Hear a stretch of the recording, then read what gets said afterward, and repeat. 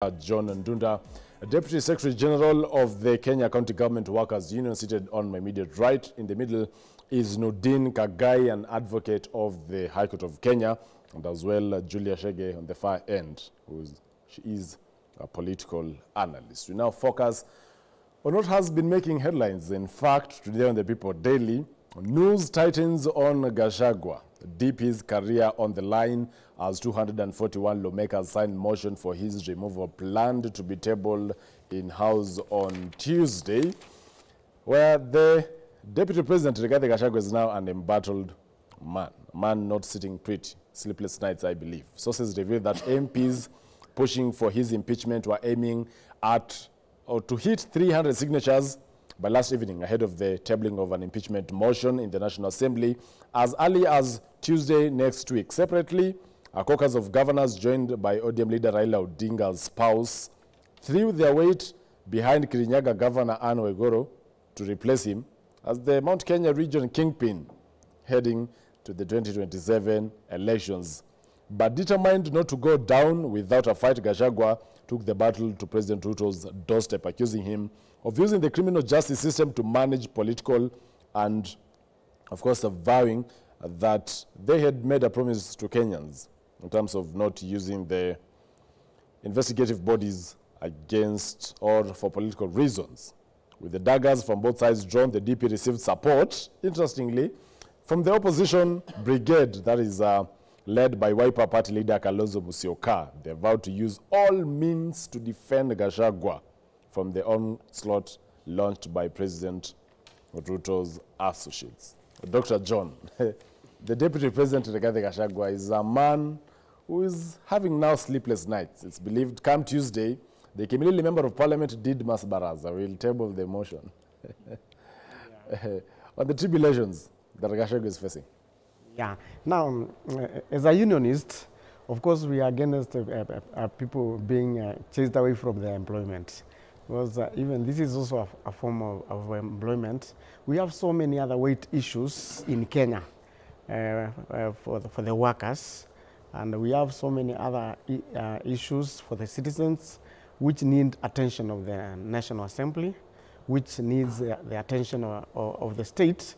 So from where I sit, this is ill-timed, and the nation needs considerately move so that we can move forward.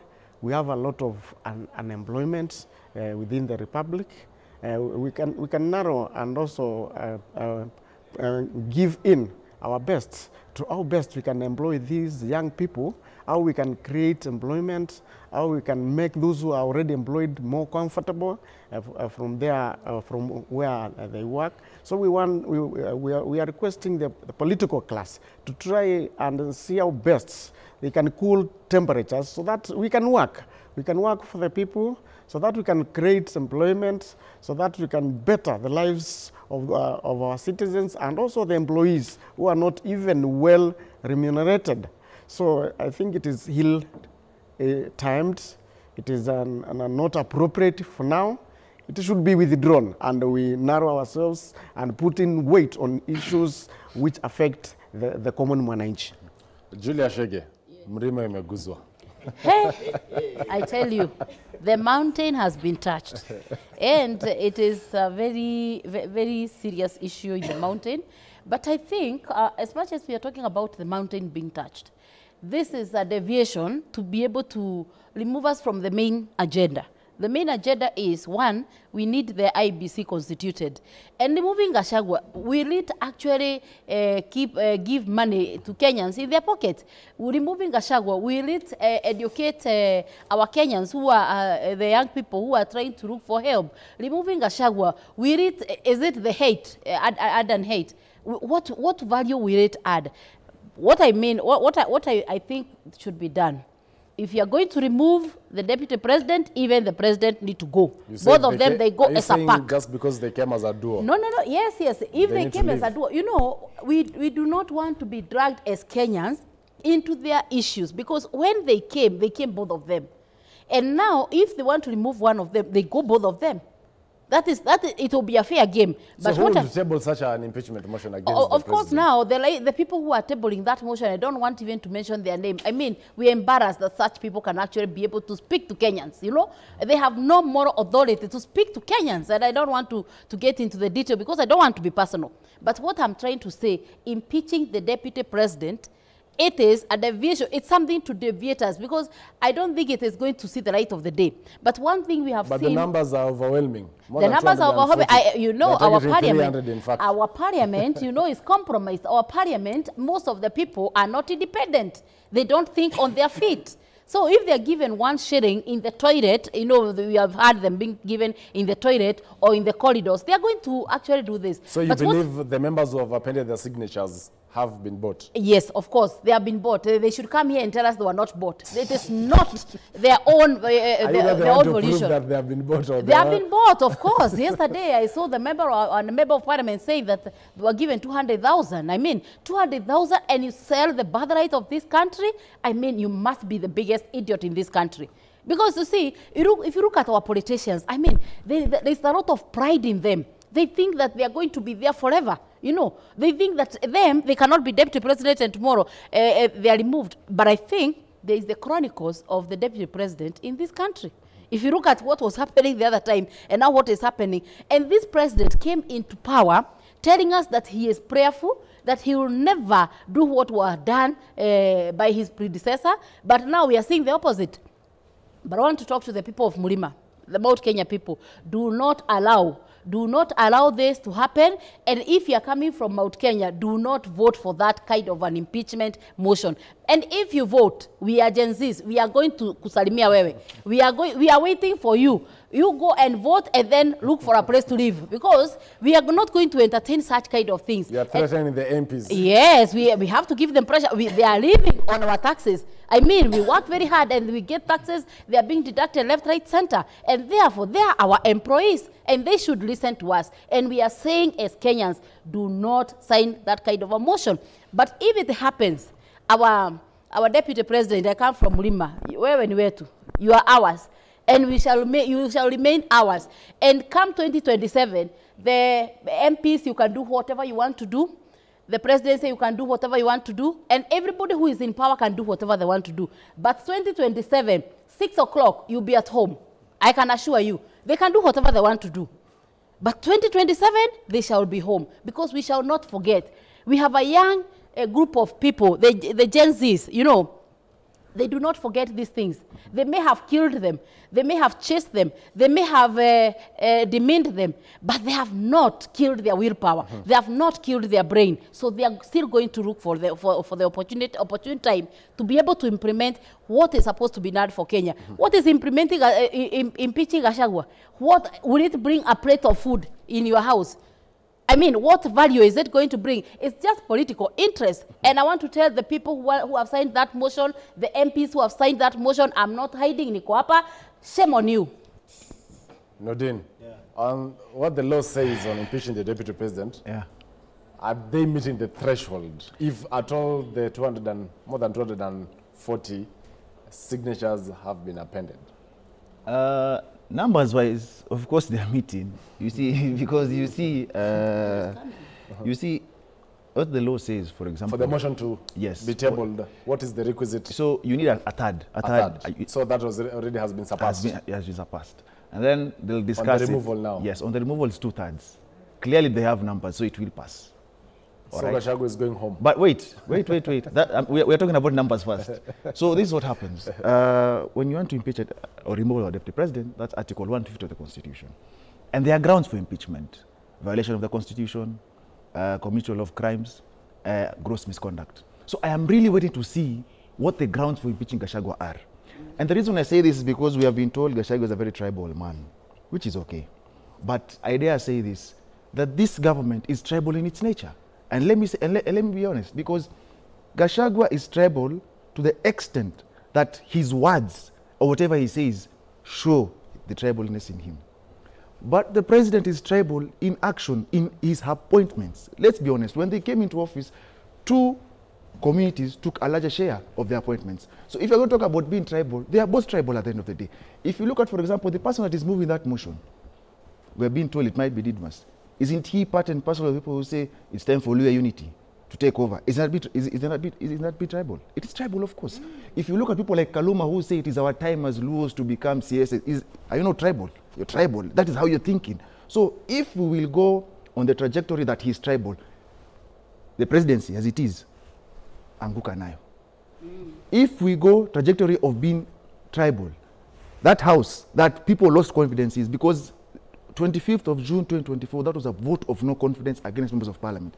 The entire house in Nyumbani. Because let us be honest as a country, because I am waiting to see whatever they come up with. If they go the numbers ways, of course, it's going to lose. Because what happens is you need a third to move the motion. After that, they discuss it. And at 2/3 for it to pass. Once it passes... It still goes to the Senate? Yes, once it passes, the Speaker of the National Assembly has 2 days to send that resolution to the Speaker of the Senate. The Speaker of the Senate has 7 days to reconvene a Senate meeting. When the Senate is reconvened, it can either go via committee, an 11-member committee, yes, which takes 10 days to, for a report, or plenary. And then only 2/3 is needed to vote for him to go home. But people are forgetting... Does the President have a role in terms of maybe... I'm coming there. But people forget one thing, in that nothing stops him from going to court after the impeachment, if at all the grounds are not substantiated. So similar to Kawera Mwangaza's case. Exactly. And I can dare tell you, it is not going to be an easy process people are putting it. And I actually want him to go. I actually want us to test our constitution. So let them move the motion. I can tell you this will go all the way to the Supreme Court. Because at the end of the day, you see, what he should be focused on right now, because clearly he has lost that house, he should focus on forming a proper legal team. A proper legal team to check on how his impeachment was carried out. Because at the end of the day, that is what might actually save him, if at all the impeachment is not as per the law. Because what we see right now, he has lost the house. You asked about the president. Let us be honest. This is a captured house. We were told the other day by Duale that if you're in Kenya Kwanza, you have no right to object to the government. So how will you, as a member of parliament from Kenya Kwanza, oversight the same government if the government is doing actions that are against the constitution? So parliament, as she says, is true. I remember there's a time during the sugar scandal, the report that was being tabled, we had members of parliament who have been bribed 10,000 shillings at the toilets. So that is not a house we are going to put our hopes on. We have lost that house. You know what they say, when a clown moves into a palace, it doesn't become a king. The house, the palace becomes a circus. And that is what we're seeing. We elected clowns, those are the circus we have. So at the end of the day, we wait to see, actually I'm waiting to see the grounds they'll come up with. If they're frivolous grounds, of course they will lose if he goes to court, and if they end up impeaching him on grounds that cannot be substantiated.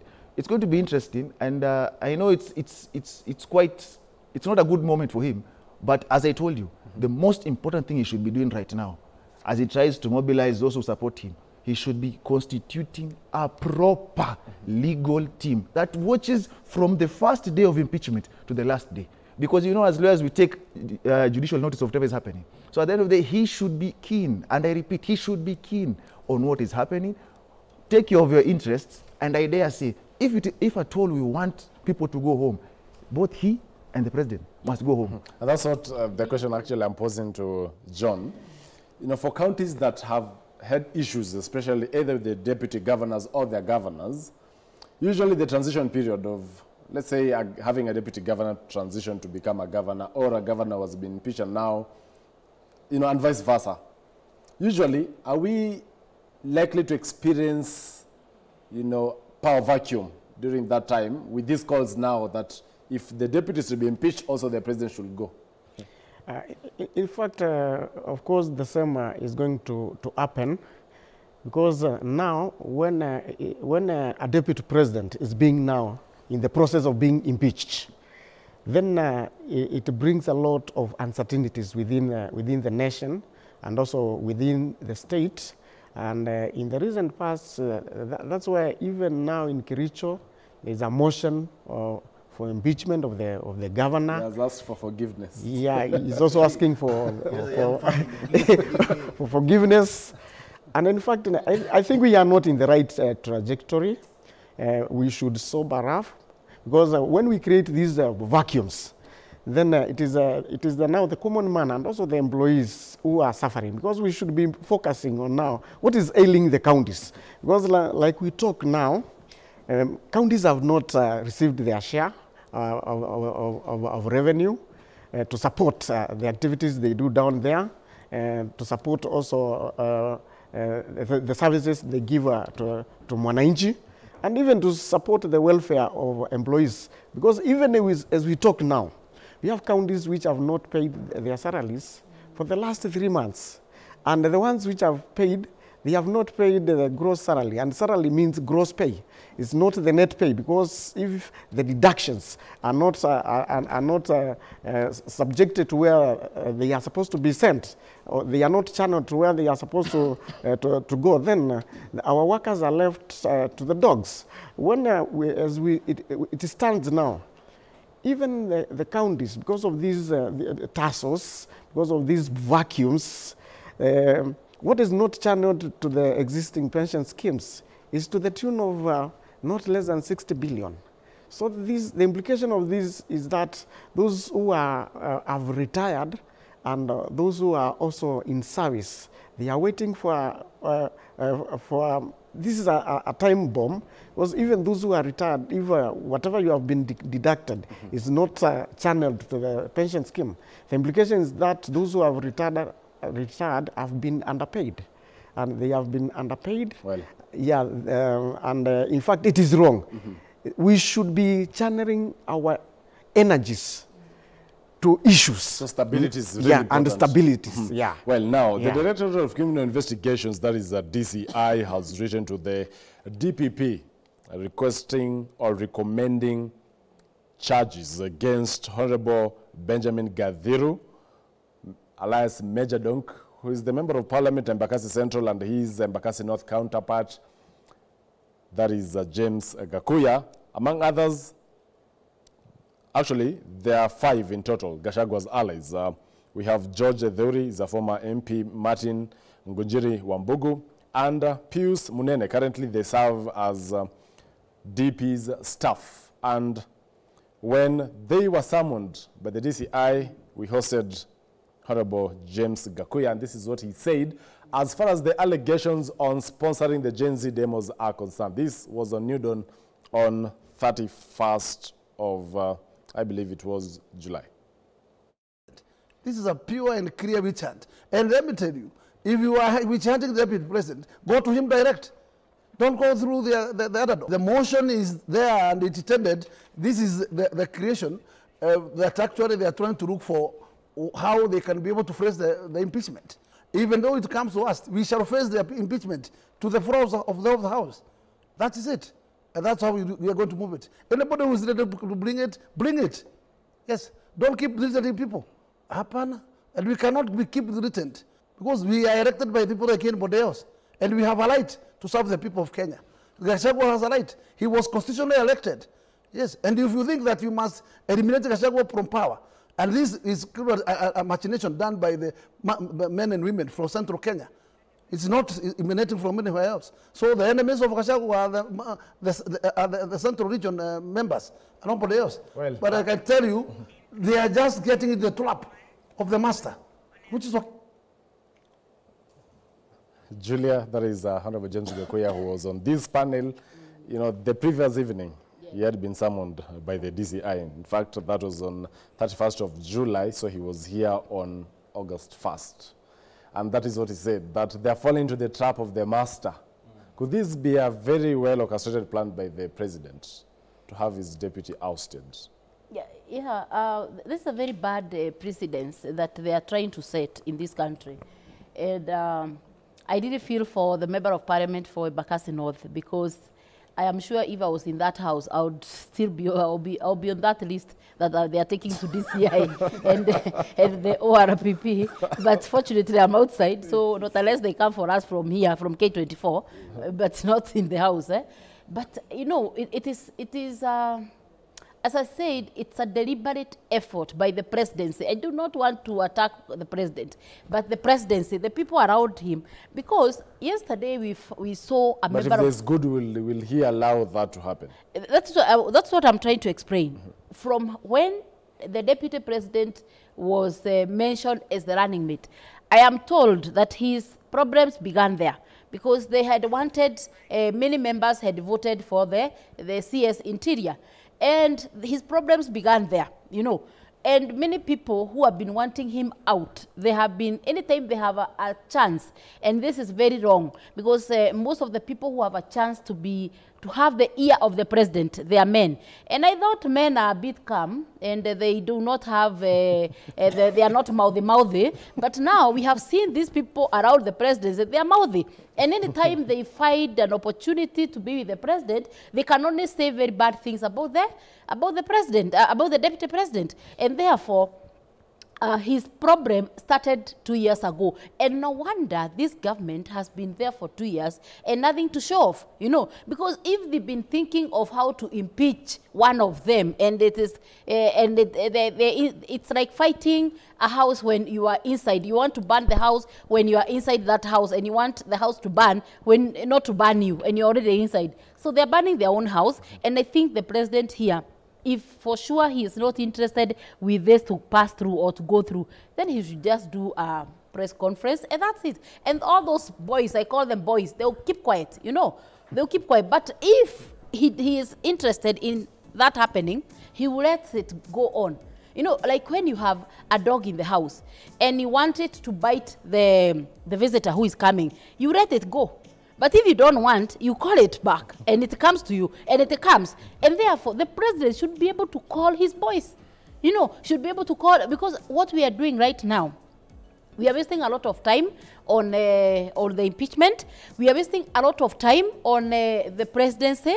We are, actually, the whole country is discussing two people. When we have over 50 million Kenyans, over, and we are discussing only two people. Can't Kenyans ask themselves, are we mad, or what happened to us? Well, so I think the discussion now should change if the president doesn't want to continue. But if it continues, we were already ticking the box. Yes, he wanted to happen. He wanted to happen. But if it happens, there are consequences.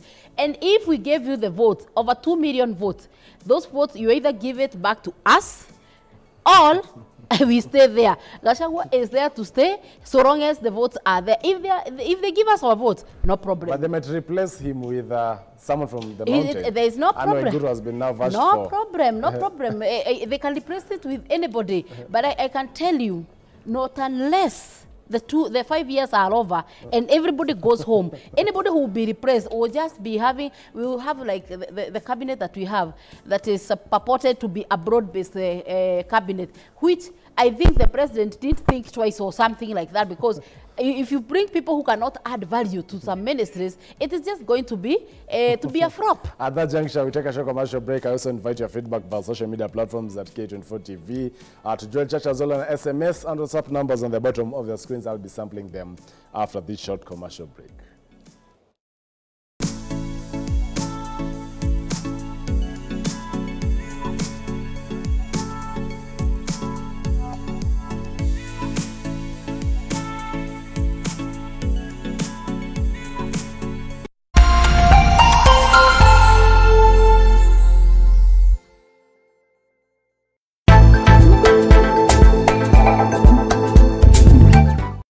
A dynamic, lively,